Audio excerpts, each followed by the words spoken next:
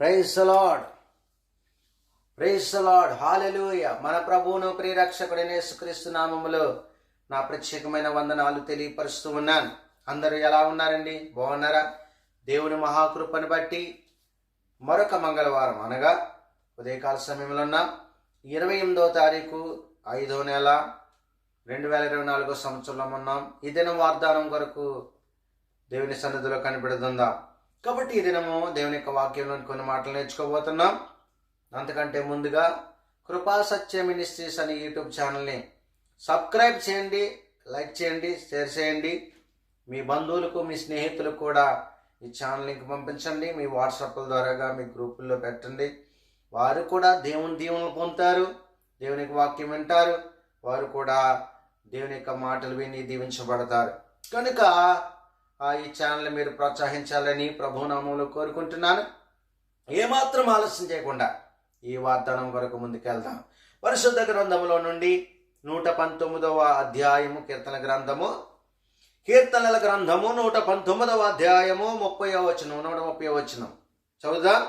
కీర్తనల గ్రంథము 119వ అధ్యాయము 130వ వచనాన్ని మనం చదువుతూ ఉన్నాం. నీ వాక్యములు వెల్లడి ఒకటతోడని వెలుగు కలుగును, అవి తెలివి లేని వారికి తెలివిని కలిగించును. ప్రార్థన చేద్దాం. పరిశుద్ధుడైన తండ్రి, ప్రేమ గల మా ప్రభువా, నీ స్తోత్రములనైనా ఈ ఉదయకాల సమయం మంది ప్రభు ఈ మాటలు వివరించడానికి నిలబడేది నేను, మాట్లాడేది నువ్వని విశ్వాసముతో నమ్మొచ్చు. ఈ మాటలు మీరు నాయన మాకందరికి వినిపింపచేయమని, మహిమ ఘనత ప్రభావం మీరే పొందుకోమని యేసుక్రీస్తు నామములో ప్రార్థించుచున్నాము తండ్రి. ఆమేన్, ఆమేన్, ఆమేన్. హల్లెలూయా. చదవబడిన వాక్యాన్ని మనం గమనించినట్లయితే కీర్తన గ్రంథము 119వ అధ్యాయము 130వ వచనం అంటున్నాడు, నీ వాక్యములు వెల్లడి ఒకటతోడని వెలుగు కలుగును. ఏం కలుగుతుందంట?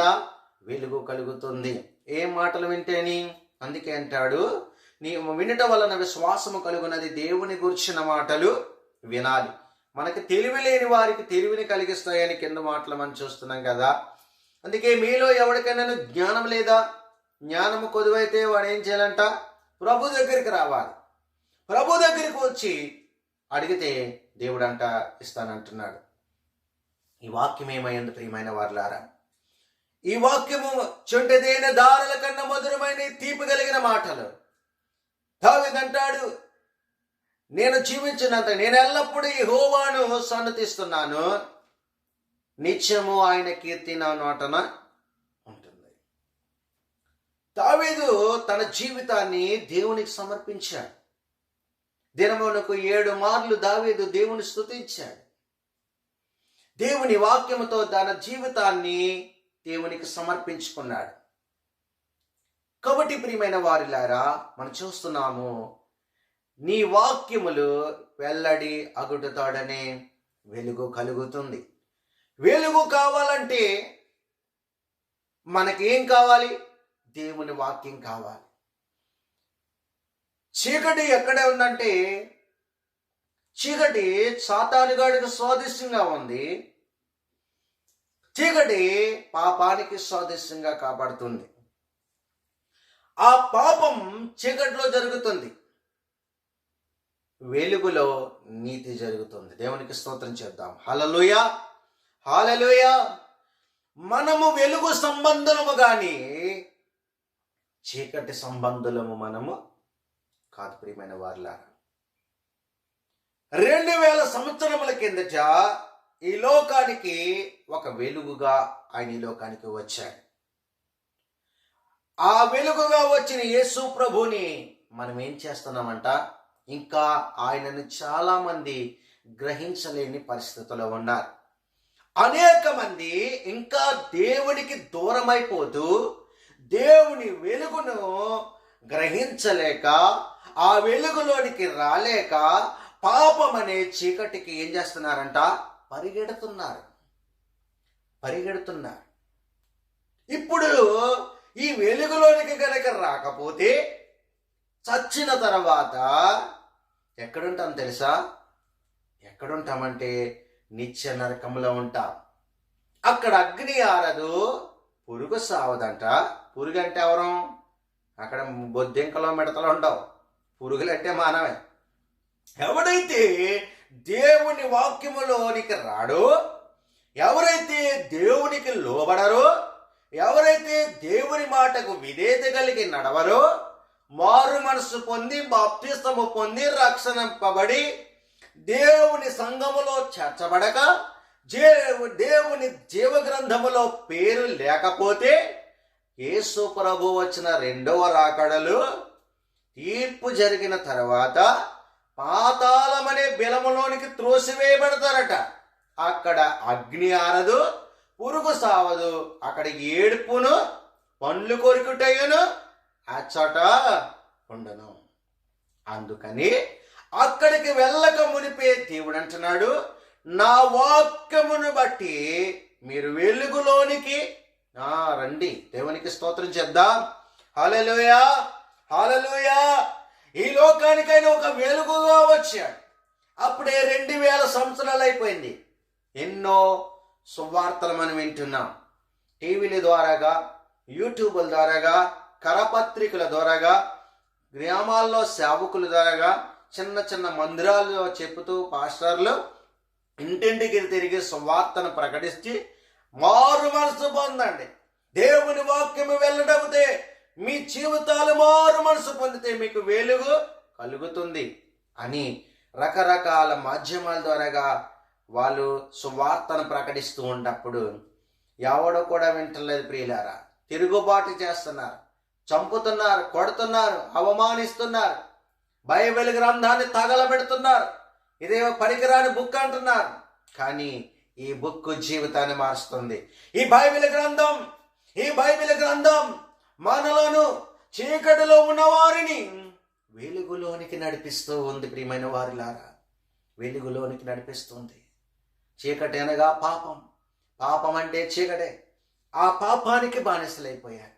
తాగుడనే చీకటి, వ్యసనాలనే చీకటి, లోక సంబంధమైన చీకటి, సీరియల్ అనే చీకటి, టీవీలకి బానిసైపోయారు, సినిమాలకి బానిసైపోయారు, తాగుడికి చిన్న చిన్న పిల్లలు తాగుతున్నారు, పాపానికి బానిసైపోయారు, తల్లిదండ్రుల మాట వినలేని బిడ్డలు. సమాజమయ చరిత్ర అంతా మారిపోయింది. ఎక్కడ చూసిన భయంకరమైన దినాలు. దేవుని వాక్యం ఏం చెప్తుంది తెలుసా? దేవుని వాక్యం ఏం చెప్తుంది తెలుసా?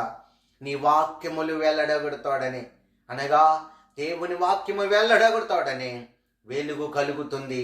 తెలివి లేని వారికి తెలివిని కలిగిస్తుంది.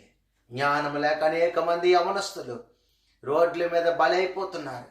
అనేక మంది చిన్న వయసులోనే తాగుడికి బానిసైపోతున్నారు, పాపానికి బానిసైపోతున్నారు, డ్రగ్స్లకి బానిసైపోతున్నారు, గేమ్లకి పబ్జీలకి బానిసైపోయి పిల్లలు పాడైపోయి రోడ్ల మీద అనేక మంది మనం చూస్తున్నప్పుడు చాలా బాధ అనిపిస్తుంది.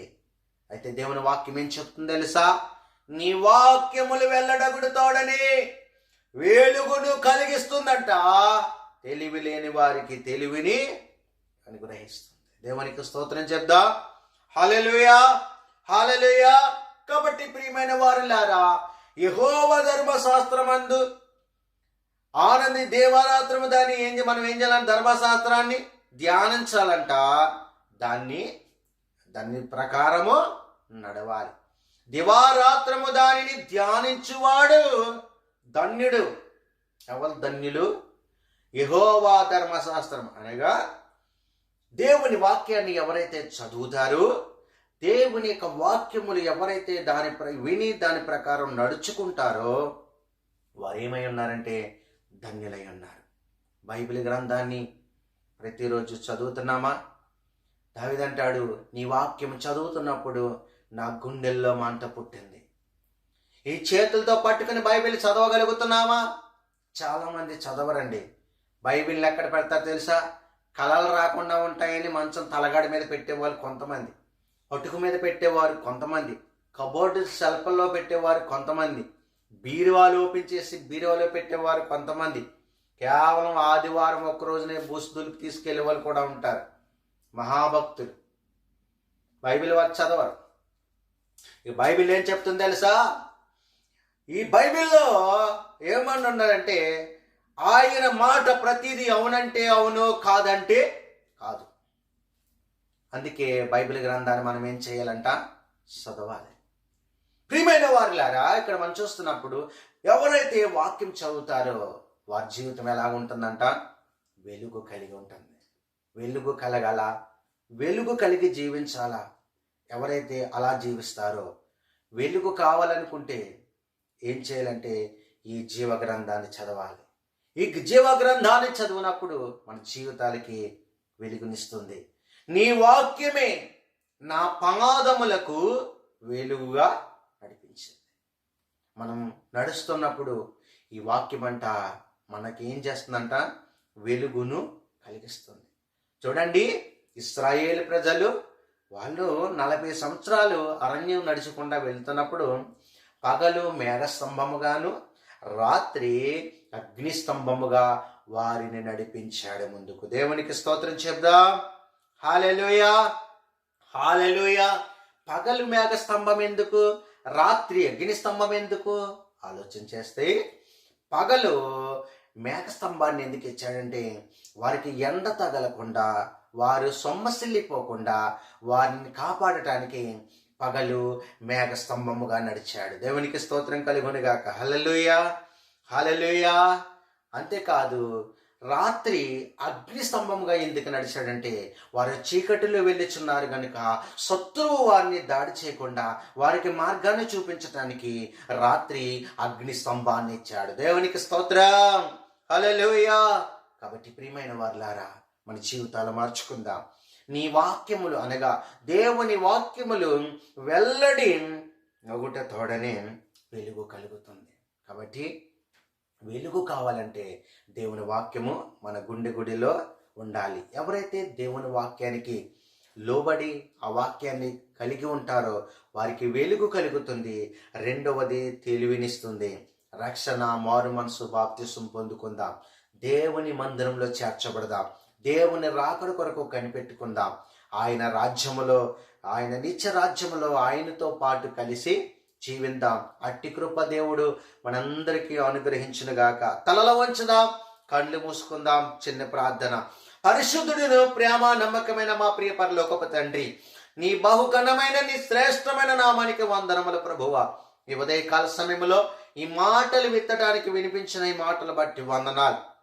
వినగలే చెవిని మాకు ఇచ్చారు, గ్రహించే హృదయాన్ని కూడా మాకు ఇచ్చినందుకు వందనాలు.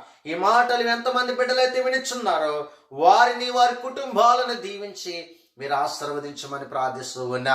ఇదిగో ప్రభువా, నేను నీ బిడ్డలందరూ మీ చేతులకు అప్పగిస్తున్నా. మీలో ఎవరైనా అనారోగ్యంగా ఉంటే మీ చేతులు మీ అక్కడ చోట చూపించండి. స్వస్థత కొరకు ప్రార్థన చేయబోతున్నాం. ఇరాక ఉదయకాల సమయంలో ప్రభువా, ఏ అనారోగ్య సమస్యలతో అయితే బాధపడుతున్నారో, ఏ ఇబ్బందుల్లో అయితే ఉన్నారో ప్రభువా, ఇదిగో నీ ప్రియబిడ్డలు మీ చేతులకు అప్పగిస్తున్నాం.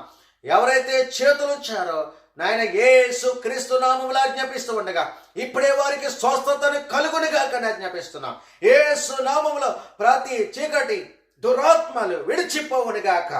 నీకే స్తోత్రములు ప్రభువా. స్వస్థపరచండి, బాగు చేయండి, కృప చూపించండి. నీ బిడ్డలను సాక్షులుగా నిలబెట్టుకోమని, మహిమ ఘనత ప్రభావం మీరు పొందుకోమని యేసయ్య నామములో ప్రార్థించుచున్నాము తండ్రి. Amen, amen, amen. God bless you. దేవుడు మిమ్మల్ని, మీ కుటుంబాలను దీవించును గాక. అందరికీ వందనాలు. దేవుడు మిమ్మల్ని దీవించును గాక. మరొకసారి నా హృదయపూర్వకమైన వందనాలు తెలియపరుస్తున్నాను.